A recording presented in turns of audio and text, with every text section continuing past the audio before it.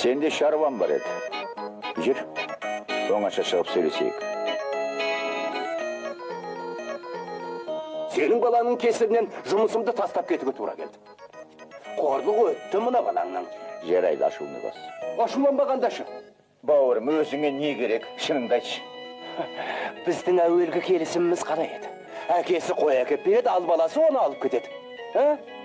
Екі ортада мен ақымақ боп қалдым. Ал баласы айыбым мойындағысы да келмейді, көрдің бе? Керек болса мен саған 3-1-дей қойды қосақтап әкелдім. Ол қойлары қайда? Арман балам, алып келші. Әкелмеймін. Ерекспей қой дедім ғой саған, әкел. Жоқ. Әне бермейді. Балам, қысарыспа дедім ғой, әкел қойларды.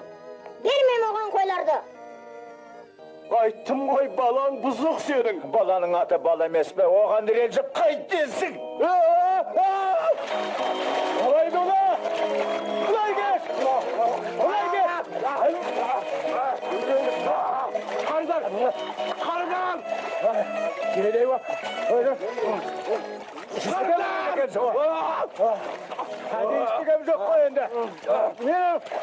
Неге өшкесесің? Не істедім мен саған? Не жазығы бар еді? Әлі істігім жоқ дейм.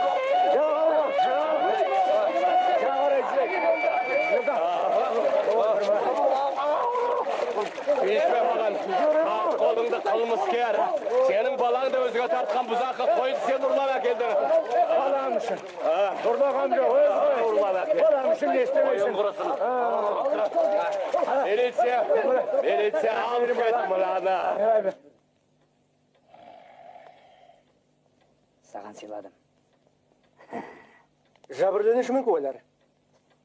Мә, ала ғой. Сіздер боссыздар. Керек кезінде шақты боламыз. Смағұлов. Сен қайда барасың? Қиқаңыңды қой. Анда бар.